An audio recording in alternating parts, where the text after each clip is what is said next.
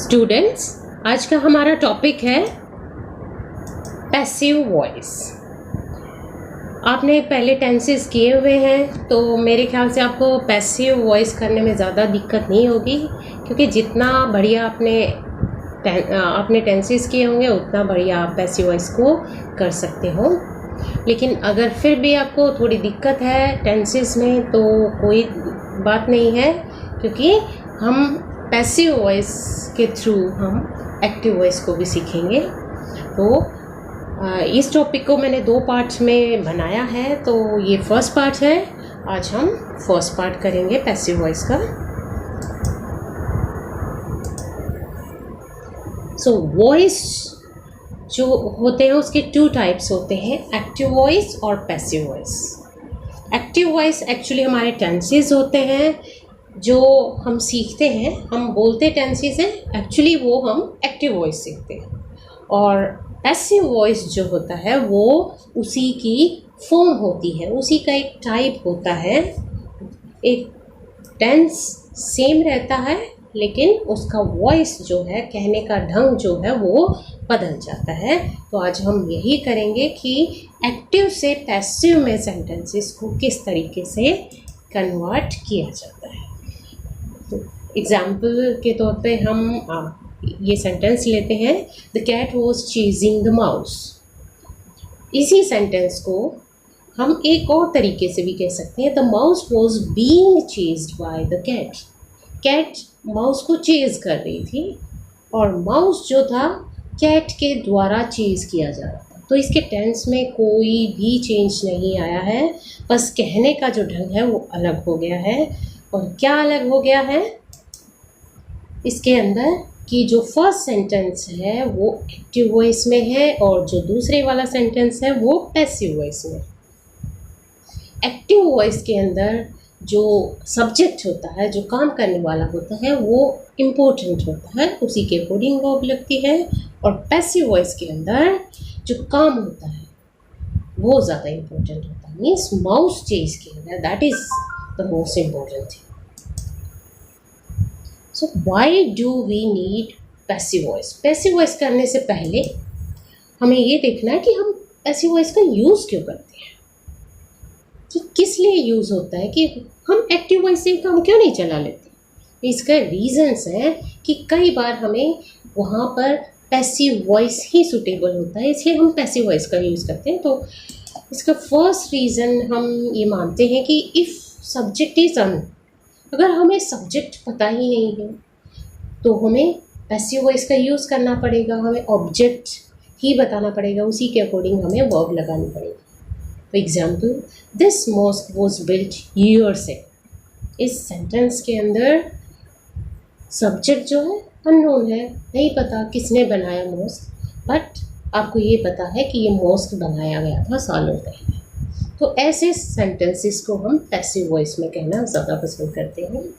When importance is given to object, जब हम object को इम्पोर्टेंस देना चाहते हैं सब्जेक्ट के बजाय, मीन्स जो काम हुआ है वो ज़्यादा इम्पोर्टेंट हो बजाय के किसने किया है। तो white tiger was killed by the Hunter. यहाँ पे वाइट टाइगर जो है वो ज़्यादा इम्पोर्टेंट है, क्योंकि वाइट टाइगर जो है रेयर है, तो उनको वो मारा गया, वो ज़्यादा इम्पोर्टेंट बात बताना था। किसने मारा वो ज़्यादा इम्पोर्टेंट नहीं था। If subject is not to be reveal, means आप सब्जेक्ट को रिवील ही नहीं करना चाहते, बताना ही नहीं चाहते, तो भी वो इम्पोर्टेंट हो जाता है कि हम उसको पैसिव वॉइस में कहें। मान लो एक सेंटेंस है, the mirror has been broken, means किसने तोड़ा आप ये बताना ही नहीं चाहते। मेन चीज़ है कि आपने बता दिया कि मिरर टूट गया है, आप नहीं बताना चाहते, या सब्जेक्ट को जिसने काम किया उसको रिवील नहीं करना चाहते, किसी भी वजह से आप बताना नहीं चाहते, तो वहाँ पे भी हम अवॉइड करते हैं उसको, पैसिव में सेंटेंस को बोलते हैं। In scientific and technical writings, हम साइंटिफिक और टेक्निकल राइटिंग्स में मोस्टली पैसिव वॉइस का ही यूज़ करते हैं। मीन्स हम उसको एक थर्ड पर्सन के तौर पर उसको कहते हैं, तो वहाँ करने वाला इम्पोर्टेंट नहीं है, मेन चीज़ है कि वो काम हुआ है। जैसे सेंटेंस है, telephone was invented by Graham Bell. Graham Bell ने इन्वेंट किया, ये इम्पोर्टेंट नहीं है, इम्पोर्टेंट है कि टेलीफोन वॉज इन्वेंटेड। सो ये वजह होती है जिसकी वजह से हम पैसिव वॉइस का यूज़ करते हैं। तो हम सभी सेंटेंसेस को पैसिव में नहीं बनाते हैं, मोस्टली सेंटेंसेस को पैसिव में बनाते हैं, लेकिन ज़रूरी नहीं है कि हम हर एक का यूज़ करते हों पैसिव के अंदर, लेकिन हम बनाना सभी को सीखते हैं। कुछ पैसिव में अच्छे लगते हैं सेंटेंसेस, कुछ एक्टिव में अच्छे लगते हैं। So let's get started. Active passive दो टाइप होती हैं वॉइस की। वॉइस मीन्स बोलने का ढंग होता है, तो उसके दो टाइप होते हैं। एक्टिव मीन्स जिस सेंटेंस के अंदर सब्जेक्ट इम्पोर्टेंट होता है, सब्जेक्ट एक्टिव होता है। पैसिव जो होता है उसके अंदर the focus is on the action, action के ऊपर, काम के ऊपर ज़्यादा फोकस होता है बजाय के किसने किया है उसके ऊपर। जैसे राम किल्ड रावण, इस फर्स्ट सेंटेंस में जो एक्टिव वॉइस में है इसमें बताया गया राम ने रावण को मारा, राम ने काम किया, ये इम्पोर्टेंट है। पैसिव वॉइस में Ravan was killed by Ravan, Ravan मारा गया, that is the most important thing. इसलिए एक्टिव जो वॉइस होता है उसके अंदर सब्जेक्ट एक्टिवली पार्टिसिपेट करता है। आपको लगता है कि सब्जेक्ट इम्पोर्टेंट है, लेकिन जब आप किसी चीज़ में सब्जेक्ट को इम्पोर्टेंट ना मान के काम को इम्पोर्टेंट मानते हैं या सब्जेक्ट को पैसिव मानते हो, तो आप पैसिव वॉइस का यूज़ करते हैं। सो एक्टिव और पैसिव वॉइस में, एक्टिव से पैसिव में कन्वर्ट करते हुए बेसिकली आप ये चीज़ करते हो कि सब्जेक्ट जो होता है किसी भी सेंटेंस के अंदर, आपको पता है तीन चीज़ें बेसिकली होती हैं, सब्जेक्ट, वर्ब, ऑब्जेक्ट। और भी सारी चीज़ें होती हैं लेकिन वो आगे जोड़ते जाते हैं, वो इतने इम्पोर्टेंट नहीं होते, मेन तीन चीज़ें होती हैं। तो आप किसी भी सेंटेंस के अंदर ये चीज़ें देखेंगे और इन्हीं के बेस पर आप एक्टिव से पैसिव में कन्वर्ट करेंगे। जो सब्जेक्ट है उसको पैसिव वॉइस के अंदर ऑब्जेक्ट बना देते हैं, ऑब्जेक्ट को आप सब्जेक्ट बना देते हैं। लेकिन जो ऑब्जेक्ट, आप सब्जेक्ट को ऑब्जेक्ट बनाते हैं उसके आप बाय लगाते हैं और आप उसको एजेंट बोलते हैं, क्योंकि वो एजेंट है, उसके थ्रू काम हुआ, काम तो हुआ है बट उसके थ्रू काम हुआ। तो सब्जेक्ट जो होता है वो एक्चुअली एजेंट होता है और उसके आगे आप बाय लगाते हैं। वर्ब जो होती है सेम नहीं रहती, टेंस सेम रहता है लेकिन उसकी फॉर्म बदल जाती है, तो वो हर एक टेंस के अकॉर्डिंगली चेंज होती है। तो वो हम टेंस वाइज अलग अलग करेंगे कि किस टेंस में वर्ब में क्या चेंज आता है। इसमें एग्जांपल दिया हुआ है इसका, the instructor taught the students, the students were taught by the instructor. यहाँ पर द इंस्ट्रक्टर सब्जेक्ट है, द स्टूडेंट्स ऑब्जेक्ट है, टॉट जो है वर्ब है। इसमें हमने चेंज किया है, द स्टूडेंट्स को हमने सब्जेक्ट बनाया, वर टॉट ये वर्ब की फॉर्म चेंज हुई है according to passive voice by the instructor. Instructor जो सब्जेक्ट था हमने उसको एजेंट बना दिया या ऑब्जेक्ट बना दिया, उसके आगे हमने बाय प्रपोजिशन का यूज़ कर दिया है। Now some general rules to change the voice. पहला रूल है जो अभी आपने सीखा है कि subject of active voice changes into objective form, object की जगह चला जाता है। Object of active voice changes into subject of passive voice. Basically जो चीज़ अभी आपने सीखी है, जैसे एग्जांपल है, अभी सेम एग्जांपल हमने पहले भी किया है कि opens the door, he subject है, ओपन्स वर्ब है, द डोर जो है ऑब्जेक्ट है। तो ऑब्जेक्ट को हम आगे लेकर आएंगे, सब्जेक्ट बना लेंगे। इज़ ओपन, ये जो वर्ब है ये चेंज की है अकॉर्डिंग टू पैसिव बाय ही को हमने एजेंट बना दिया या ऑब्जेक्ट बना दिया, उसके आगे बाय प्रीपोजिशन लगा दी। तो बेसिकली जो पहली चीज़ चेंज करते हैं वो हम सब्जेक्ट को ऑब्जेक्ट बना देते हैं और ऑब्जेक्ट को सब्जेक्ट बना देते हैं। दूसरा जो रूल है वो ये है कि use of third form of verb, हम पैसिव वॉइस के अंदर जो वर्ब में चेंज करते हैं, अभी तो हमने सब्जेक्ट ऑब्जेक्ट चेंज किए थे, तो उसमें वर्ब के अंदर हम हमेशा थर्ड फॉर्म का यूज़ करते हैं पैसिव वॉइस के अंदर।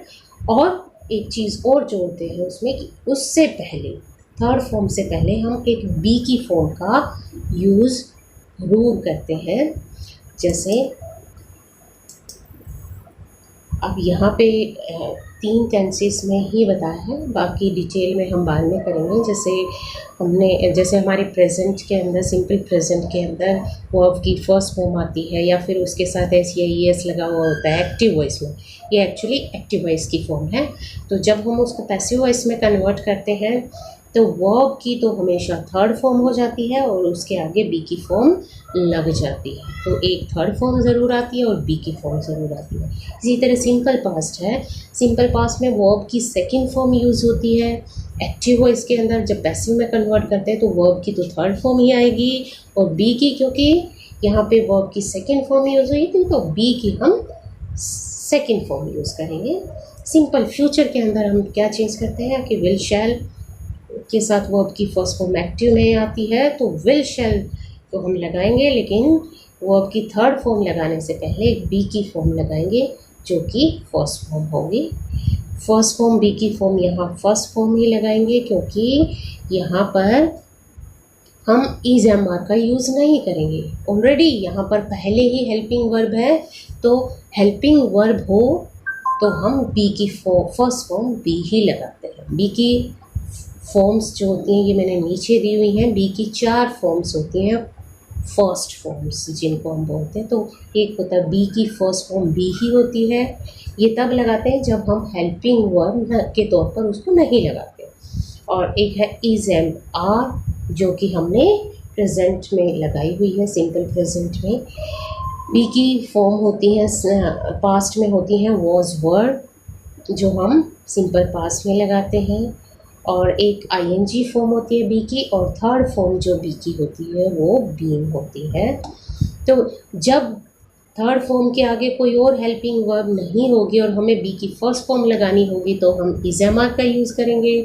जब हमें बी की फर्स्ट फॉर्म लगानी होगी और ऑलरेडी एक हेल्पिंग वर्ब लगी हुई होगी तो हम बी की फर्स्ट फॉर्म बी ही लगाएंगे।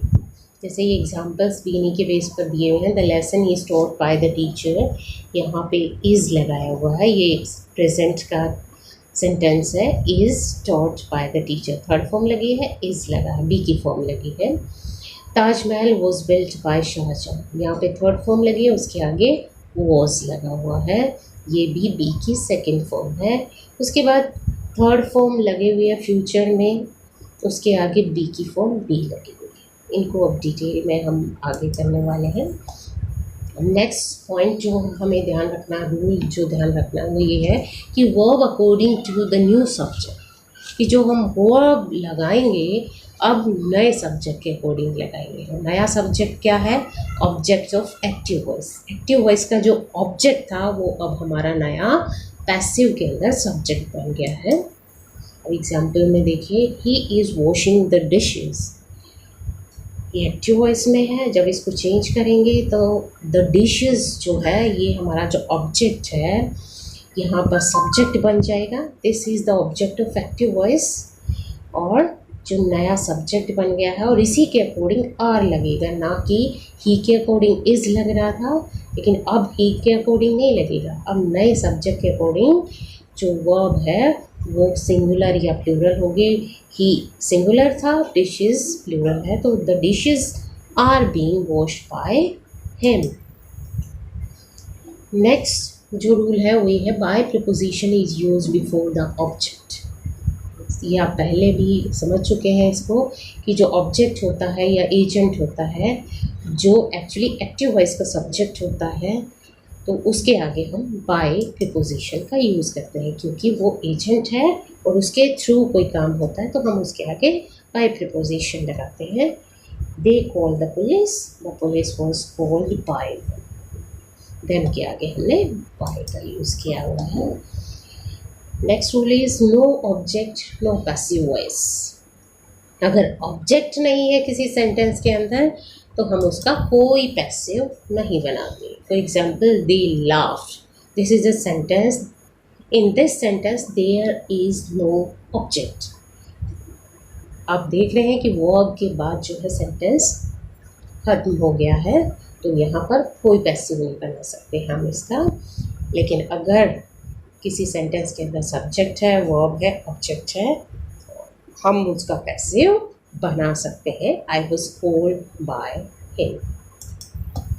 Next rule is there are some tenses जिनका हम पैसिव नहीं बनाते, तो ये टेंसेस है present perfect continuous, past perfect continuous, future continuous, future perfect continuous. ये 4 टेंसेस हैं जिनका हम पैसिव नहीं बनाते। हमारे स्टूडेंट्स, हमारे जो टोटल टेंसेस होते हैं वो 12 होते हैं, तो 12 में से 4 टेंसेस का हम पैसिव नहीं बनाते। आगे बढ़ने से पहले मैं आप सभी को ये बता दूं कि अगर आपको कोई चीज़ इसमें से नोट करनी है तो आप इसको पॉज करके वीडियो को और वो चीज़ नोट कर सकते हैं। Subject changes in objective form in the following way. Subject जो होता है आपको पता है ऑब्जेक्टिव फॉर्म में यूज़ हो जाता है, लेकिन कुछ जो सब्जेक्ट्स होते हैं वो प्रोनाउंस होते हैं, तो प्रोनाउन को आप इस तरीके से चेंज करते हैं। आपको पहले ही पता है, अगर आपको प्रोनाउंस पता है कि सब्जेक्टिव केस में कैसे यूज़ है और ऑब्जेक्टिव केस में कैसे, ये लिस्ट है। आई जो है बाय मी बन जाता है, वी अस बन जाता है, अगर ऑब्जेक्टिव केस में आता है। यू ही रहता है, ही हिम हो जाता है, शी हर हो जाता है, इट हो जाता है, दे देम। तो ये जो है कुछ प्रोनाउंस हैं जिनको हम चेंज करते हैं, ऑब्जेक्टिव केस इनका यूज़ करते हैं। Change in the verb forms in different tenses. अब ये है कि ये मैं आपको एक लिस्ट दे रही हूँ जिसमें अलग अलग टेंस में जो टेंस फॉर्म्स होती हैं वो कैसे चेंज होती हैं वो ये बताई गई है, तो इसको बड़े ही ध्यान से आपको स्टडी करना है। These are basically rules of changing into passive voice.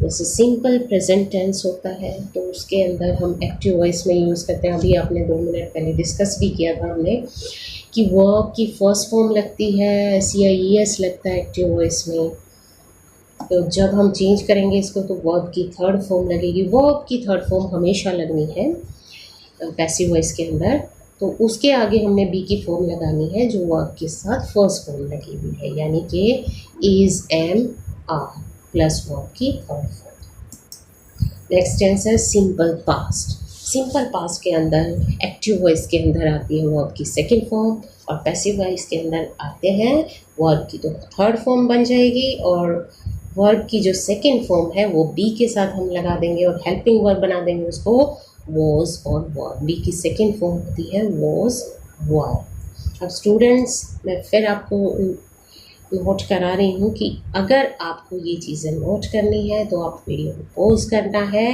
और अपनी नोटबुक्स में इनको नोट करना है। Now next tense is simple future. Simple future अभी हमने डिस्कस किया था, इसके अंदर एक्टिव वॉइस के अंदर होता है विल, शैल प्लस वर्ब की फर्स्ट फॉर्म, और जब हम चेंज करेंगे तो third form of the verb use होगी, उसके आगे विल शैल आएगा, जो इसके अंदर हेल्पिंग वर्ब है वो एज इट इज़ रहेगी।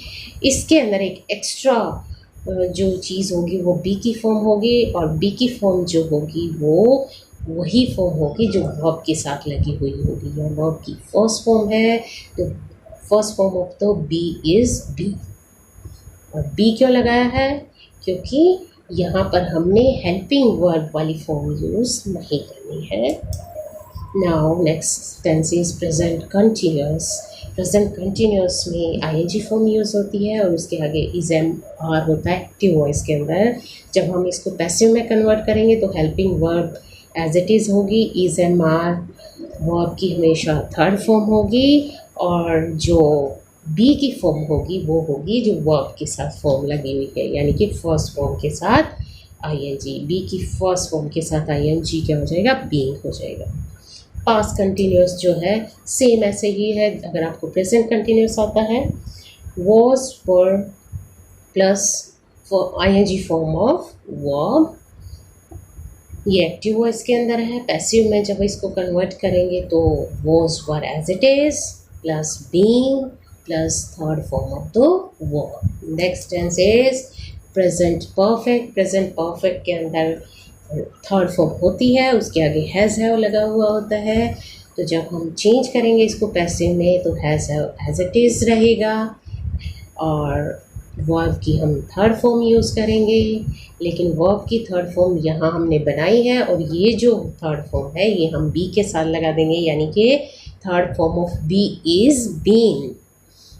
तो एक चीज़ और आप नोटिस कर सकते हैं कि जो भी परफेक्ट टेंसेस होते हैं जिनमें ऑलरेडी पहले ही एक्टिव में ही वर्ब की थर्ड फॉर्म होती है, उनके अंदर आपको सिर्फ एक चेंज करने की ज़रूरत है कि उसमें आप बीन एक्स्ट्रा लगा देंगे वर्ब से पहले, तो वो उसकी फॉर्म बदल जाएगी passive. Next is past perfect. आप इसका एग्जांपल इसके अंदर भी देख सकते हैं, had plus third form of the verb. जब आप पैसिव में कन्वर्ट करेंगे had been plus third form of the verb. सबसे सिंपल जो कन्वर्ट करना मुझे लगता है वो परफेक्ट टेंसेस को ही हम कर सकते हैं।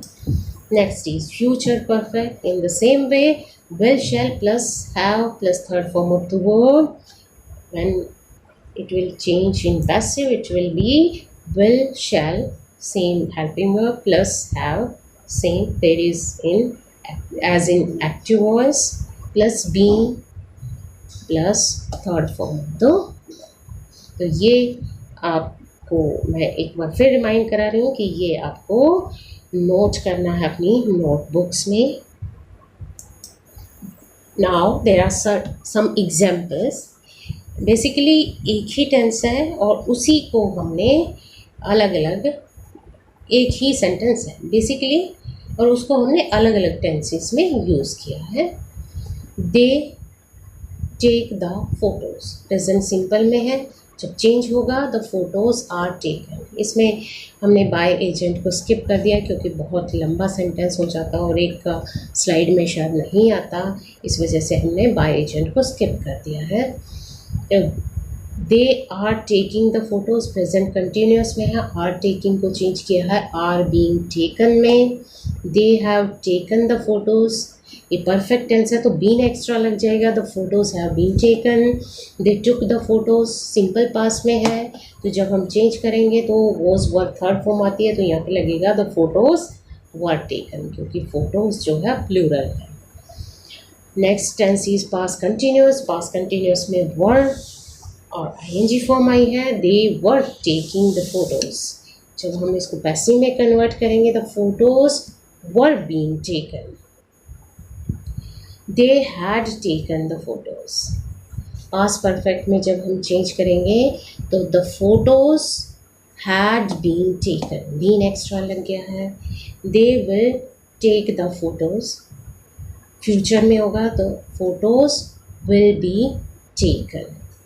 दे are going to take the photos, ये थोड़ी सी अलग वर्ब पैटर्न है, ये एक्चुअली टेंसेस से थोड़ा सा अलग है, तो ये एग्जांपल इसमें ही शामिल कर लिया गया है। They are going to take the photos, अगर इस तरह की फॉर्म आई है तो इसमें टू टेक वर्ब, यहाँ पर टू टेक को हम चेंज करेंगे, आर गोइंग को सेम रखेंगे तो इसमें क्या हो जाएगा the photos are going to be taken. बाकी अभी आपको इस पर फोकस करने की ज़रूरत नहीं है, इसके बारे में टू इन्फिनेटिव के बारे में जब हम पढ़ेंगे तो इसको डिस्कस करेंगे। हम नेक्स्ट कर लेते हैं फ्यूचर परफेक्ट टेंस को। They will have taken the photos, future perfect है, इसको जब हम चेंज करेंगे तो the photos will have been taken means been extra हमने लगा दिया। इसको भी आप पोज करके अपने आप स्टडी करेंगे और अपनी नोटबुक्स में इसको नोट करेंगे पूरी टेबल को। जैसा कि आपने इसमें नोटिस किया है कि जब भी पैसिव वॉइस होता है तो वर्ब की हमेशा थर्ड फॉर्म आती है, आपने ये देखा है टेक की हमेशा यहाँ पर थर्ड फॉर्म आई है। जब भी एक्टिव वॉइस होता है तो उसमें फॉर्म्स जो हैं वो अलग अलग होती हैं, लेकिन जो हम नोटिस करते हैं कि दो टेंसेस ऐसे होते हैं जिनमें वर्ब की थर्ड फॉर्म एक्टिव में भी होती है। ये तीन टेंस एक्चुअली, ये है perfect tenses, present perfect, past perfect और फ्यूचर परफेक्ट।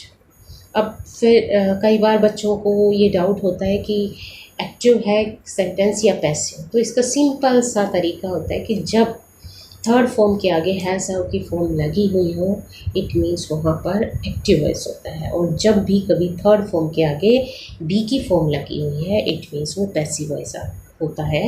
आप यहाँ नोटिस करेंगे पैसिव में हमेशा बी की फॉर्म हम लगाते हैं। टेकन आर लगा हुआ है, टेकन बीइंग लगा हुआ है, बीइंग लगा हुआ है, वर लगा हुआ है, बीइंग लगा हुआ है, बीइंग लगा हुआ है, बी लगा हुआ, बी लगा हुआ, तो सब जगह यहाँ पर बी की फॉर्म लगी हुई है। जब आप एक्टिव में थर्ड फॉर्म देखेंगे यहाँ पर है तो उसके आगे हैव लगा हुआ है, टेकन के आगे हैड लगा हुआ है, और यहाँ पर विल हैव सेम लगा हुआ है। तो ये सबसे बढ़िया तरीका होता है किसी वर्ब की फॉर्म को एक्टिव या पैसिव में पहचानने का। कुछ सेंटेंसेस ऐसे होते हैं विद मॉडल्स, हम करते हैं कि मॉडल्स हो तो हम क्या चेंजेस करते हैं।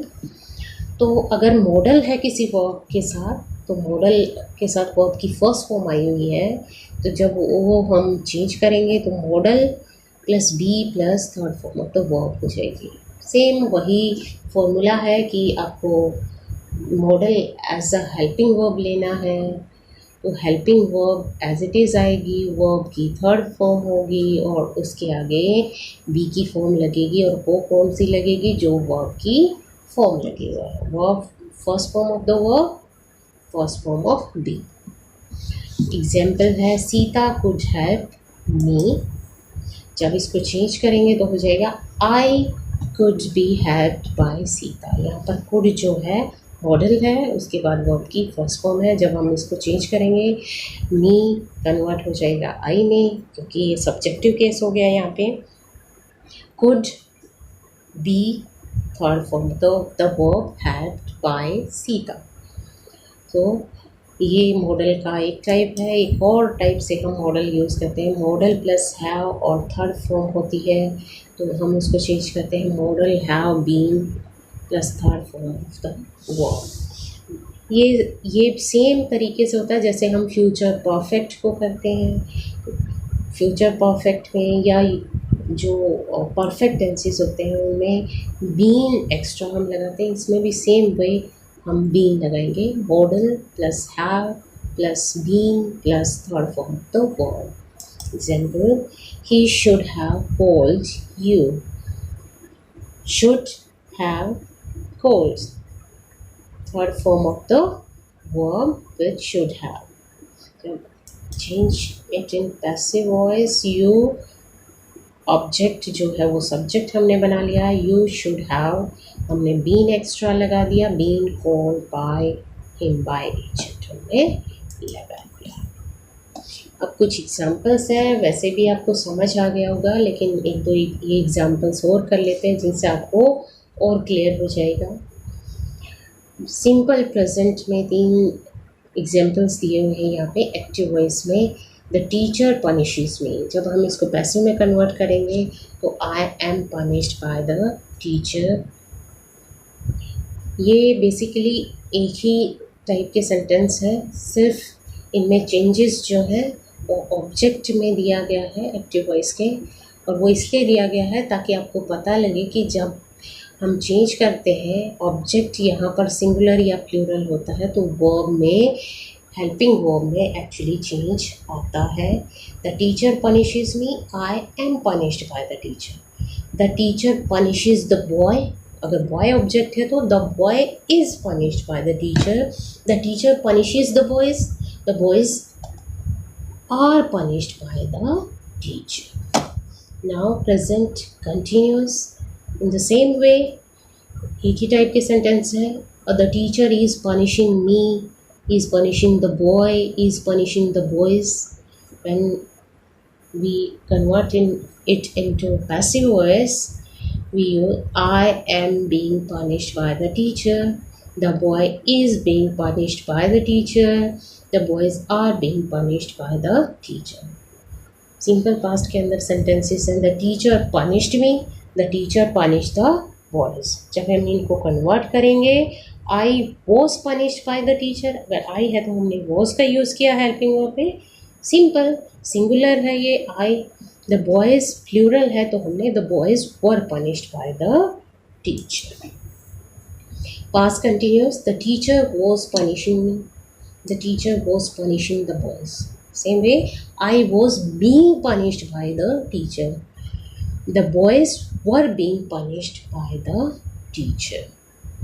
प्रेजेंट परफेक्ट के अंदर जैसे मैंने पहले बताया है, आपको बीन एक्स्ट्रा लगाना होता है और आपको हैज़ या हैव में से सिंगुलर या प्लूरल के अकॉर्डिंग लगाना होता है।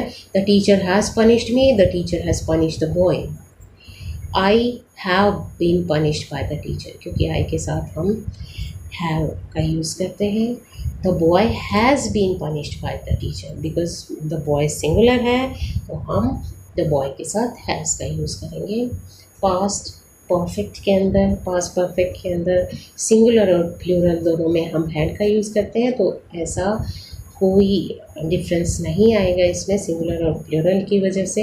The teacher had punished me, the teacher had punished the boy. In the same way passive voice में भी यही करेंगे। I had been punished by the teacher, the boys had been punished by the teacher. Future simple future है। The teacher will punish me, the teacher will punish the boys. यहाँ singular plural है। यहाँ पे देखिए इन्होंने use किया है I will be punished by the teacher, लेकिन आई के साथ हम शैल का भी यूज़ कर सकते हैं। I shall be punished by the teacher, the boys will be punished by the teacher. The boys के साथ हम विल का यूज़ करेंगे। नाउ कुछ मॉडल्स के एग्जांपल्स हैं कि मॉडल्स अलग अलग मॉडल्स का कैसे यूज़ किया है। एक ही टाइप के सेंटेंस है। The teacher can punish me, I can be punished by the teacher. देखिए सब में सेम है, modal plus be plus third form of the verb. The teacher could punish me, I could be punished by the teacher. The teacher may punish me, I may be punished by the teacher. The teacher might punish me, I might be punished by the teacher. In the same वे सारे sentences में अलग अलग हमने models का use किया है। तो एक बार फिर बता देती हूँ कि इन सेंटेंसेस का आपने अपनी नोटबुक्स में नोट करना है और अच्छे से रीड करना है। अगर कोई प्रॉब्लम हो तो उनसे डिस्कस करनी है, क्योंकि अगला पार्ट तभी समझ में आएगा जब आपको ये पार्ट जो है समझ आ चुका होगा।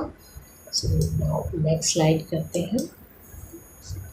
Passive without agent. अब एक इसमें अलग टाइप के सेंटेंस हैं कि पैसिव एजेंट के बगैर भी बना देते हैं हम। जैसे people speak English all over the world. इस सेंटेंस के अंदर पीपल जो है वो सब्जेक्ट है, जो बाद में पैसिव में जाके एजेंट बनने वाला, बाय एजेंट बनने वाला है। तो people speak English all over the world, इस सेंटेंस के अंदर जो ऑब्जेक्ट है वो है इंग्लिश, पीपल जो है सब्जेक्ट है, स्पीक जो है वो वर्ब है। यहाँ पे वर्ल्ड जो है वो ऑब्जेक्ट नहीं है। कई बार डाउट हो जाता है, तो ऑब्जेक्ट वो होता है जो वर्ब के ठीक एकदम बाद हम यूज़ करते हैं। तो जब हम इसको पैसिव में कन्वर्ट करेंगे तो हो जाएगा English is spoken all over the world. यहाँ पे बाय पीपल हमने लगाया ही नहीं है, तो जिसमें सब लोग शामिल हो, ऑब्वियस हो कि लोग ही बोलते होंगे इंग्लिश, तो वो नहीं बोलता होगा। English is spoken all over the world, English बोली जाती है ऑल ओवर द वर्ल्ड। आपको बाय पीपल कहने की ज़रूरत नहीं है, लोग ही बोलेंगे, कोई जानवर नहीं बोलेंगे, तो इसको आप स्किप कर सकते हो। तो someone has stolen my watch, एक और एग्जाम्पल है कि किसी ने मेरी वॉच चुरा ली। अब जब आपको पता ही नहीं है किसने चुराई, तो आपको किसी के द्वारा चुरा ली गई कहने की ज़रूरत नहीं है। तो जब हम इसको पैसे में कन्वर्ट करेंगे, my watch has been stolen, by someone लगाने की ज़रूरत नहीं है। जब आपको पता ही नहीं है तो क्यों लगाओगे आप? आपको एक्टिव में लगाने की ज़रूरत इसलिए थी क्योंकि एक्टिव वॉइस आप बगैर सब्जेक्ट के नहीं बनाते, क्योंकि उसके अकॉर्डिंग आपको वर्ब लगानी होती है। एक और एग्जांपल है, पुलिस अरेस्टेड द थीफ। आप इसको जब पैसिव में कन्वर्ट करेंगे तो हो जाएगा the thief was arrested by the police. लगाने की ज़रूरत ही नहीं है, ऑब्वियस सही है कि पुलिस ने ही अरेस्ट किया होगा, इसलिए जो ऑब्वियस चीज़ है वो लगाने की ज़रूरत नहीं होती। नेक्स्ट सेंटेंस है, we follow all instructions without delay. इसके अंदर वी जो है, हम सभी इंस्ट्रक्शंस को बगैर डिले के फॉलो करते हैं। जिसको इंस्ट्रक्शंस दिए जाते हैं वही बात करें, और वो सारे के सारे लोग अगर इसमें इंक्लूड हैं तो हमें बाय अस लगाने की ज़रूरत नहीं है। All instructions are followed without delay. यहाँ पर भी ऑब्जेक्ट जो है वो है ऑल इंस्ट्रक्शंस, विदाउट डिले जो है वो बाद में सेंटेंस के लगा हुआ है। फॉलो वर्ब के एकदम बाद जो है ऑब्जेक्ट है ऑल इंस्ट्रक्शंस। तो ऑल इंस्ट्रक्शंस को आपने सब्जेक्ट बनाया, फॉलो को are followed without delay by us नहीं लगाएंगे, स्किप कर देंगे उसको क्योंकि उसकी ज़रूरत नहीं है। ये ऑब्वियस है कि जिनको दिया जाता है वो सारे लोग इसमें शामिल हैं इंस्ट्रक्शंस, तो वही फॉलो करेंगे। तो ऐसे केसेस में जिसमें ऑब्वियस है जो एजेंट है या उसको बताने की ज़रूरत नहीं है, इम्पोर्टेंट नहीं है, आप उसको स्किप कर देते हैं। Use of preposition other than by, एक टाइप ये भी होता है एक टाइप के सेंटेंसेस में कि हम बाय प्रपोजिशन जो एजेंट के साथ यूज़ करते हैं उसको हम चेंज कर देते हैं। कुछ वर्ब्स के साथ वो बाय नहीं आता है। कैसे सेंटेंस है, जैसे ये है he knows me, subject verb object, me को आपने सब्जेक्ट बनाया है क्योंकि ये प्रेजेंट इंडेफिनिट टेंस है, सिंपल प्रेजेंट है तो एम और थर्ड फॉर्म का यूज़ किया आपने। टू हिम, बाय हिम के बजाय हमने बाय के बजाय टू प्रपोजिशन का यूज़ किया है। वो हमने क्यों किया है, क्योंकि नोन जो वर्ब है वो अपने साथ बाय नहीं लेगी, वो टू लेगी। तो इसी तरह की कई सारी वर्ब्स होती हैं, जितना आप उनको सीखोगे आपको अपने आप इस चीज़ का पता लग जाएगा। आप नोन टू 4 बार करोगे तो आपको आइडिया हो जाएगा कि नो के बाद हम टू का ही यूज़ करते हैं। ही अनॉयड मी, अगर इस सेंटेंस को हम कन्वर्ट करेंगे पैसे में, I was annoyed with, annoyed के साथ हम विद का यूज़ करते हैं। The news surprised everybody, surprise आश्चर्य से रिलेटेड जो वर्ड्स होती हैं उनके साथ हम बाय का यूज़ नहीं करते हैं। Everybody was surprise at the news, surprised eight लगाते हैं, अमेज्ड एट लगाते हैं। इस तरह के ये जो वर्ड्स होते हैं उनके बाद हम एट का यूज़ करते हैं बाय के बजाय। नेक्स्ट है दिस बॉक्स कंटेन्स मिल्क, इस कंटेन वर्ब भी ऐसी है जिसके साथ हम बाय प्रीपोजिशन नहीं लगाते हैं। जब इसको चेंज करेंगे, milk is contained in this box, in लगाएंगे बाय के बजाय। सो इस तरह की कुछ और भी वर्ब्स हैं जो हम अगली स्लाइड में डिस्कस करेंगे, इनको आपने ध्यान देना है। नोन टू लगाते हैं, कंटेन्ड इन लगाते हैं, अलार्म्ड एट लगाते हैं, सरप्राइज्ड एट लगाते हैं, कवर्ड विद लगाते हैं, एस्टोनिश्ड एट लगाते हैं, प्लीज्ड विद लगाते हैं, डिसप्लीज्ड विद लगाते हैं, वैक्स्ड विद लगाते हैं, सेटिस्फाइड विद लगाते हैं, शॉक्ड एट लगाते हैं, इन्फेस्टेड विद लगाते हैं। तो इनको आपने ध्यान में रखना है जब भी आप सेंटेंसेस को पैसिव में कन्वर्ट करें। नेक्स्ट है तो आज का हम आखिरी पॉइंट करेंगे, वर्ब्स विद टू ऑब्जेक्ट्स। कुछ वर्ब्स ऐसी होती हैं जो 2 ऑब्जेक्ट लेती हैं या किसी सेंटेंस के अंदर उनके साथ 2 ऑब्जेक्ट आ जाते हैं। जैसे सेंटेंस है he gave me a purse, इसमें गेव वर्ब्स के साथ 2 ऑब्जेक्ट्स जुड़े हुए हैं। ही गेव मी, उसने मुझे दिया, he gave me a purse, उसने मुझे पर्स दिया। तो दोनों ऑब्जेक्ट जो है वर्ब के साथ एसोसिएट हैं। तो हम इन दोनों में से आगे लाएंगे किसको, तो हम दोनों को ला सकते हैं, हम पर्स को भी ला सकते हैं, मी को भी ला सकते हैं, लेकिन हम लाएंगे उसको जो हमें लगता है कि हम जिसकी इम्पोर्टेंस बताना चाहते हैं। हालांकि हम सेंटेंसेस दोनों टाइप के करके देखेंगे। ये जो 2 टाइप के ऑब्जेक्ट्स होते हैं इसमें एक प्रोनाउन होता है और एक मोस्टली नाउन होता है। तो हम दोनों को चेंज करके देखते हैं। मी को हमने चेंज किया, अगर हम आगे लेकर आए सब्जेक्ट बनाया तो आई वॉज गिवन, गिव की सेकेंड फॉर्म है। तो जब हम इसको चेंज करें, I was given a purse by him, जब इसका सेकेंड चेंज करेंगे, ए पर्स को हमने एज इट इज़ रखा है, purse was given to me by him, और पर्स को भी हम आगे ला सकते हैं तो गिवन टू मी, लेकिन इसमें एक चेंज होगा कि जब अगर हम प्रोनाउन को पीछे रखेंगे तो उसके आगे हम टू का यूज़ करेंगे। इसी तरह एक और सेंटेंस लेते हैं, रानी गेव हिम अ लेटर, इसमें भी एक प्रोनाउन है और एक नाउन है। जब हम हिम को आगे लाएंगे, he was given a letter by Rani. Verb के बाद अ लेटर को एज इट इज़ रखा, फिर बाय एजेंट लगा दिया हमने। लेकिन जब हम इसको ए लेटर को आगे लाएंगे तो a letter was given to him by Rani. हमने टू हिम लगाया, एज इट इज़ हिम नहीं लगाया, हमने उसको पैसिव में कन्वर्ट करते हुए टू हिम लगाया। तो अब क्या आपने नोटिस करना है कि अगर वो प्रोनाउन है, ऑब्जेक्टिव केस में लगा हुआ है, तो हम उसको पीछे ही रख रहे हैं, तो हम उसके आगे टू का यूज़ करेंगे। सो स्टूडेंट्स, आज हमने ये जो रूल्स किए हैं पैसिव वॉइस के, इसके अलावा भी बहुत सारे रूल्स हैं जो अभी हम नेक्स्ट पार्ट में करेंगे। लेकिन आई होप कि आपको ये समझ आ गए होंगे, और इनके बेस पर मैंने एक एक्सरसाइज बनाई है, आपको करनी है, अपनी कॉपीज़ में उसको करना है सॉल्व, और मुझे इंटीमेट करना है अगर आपको कोई प्रॉब्लम आती है। सो आज का हमारा टॉपिक पूरा है। ये टॉपिक एक और पार्ट में पूरा होगा। तब तक के लिए stay home, stay safe. Thank you.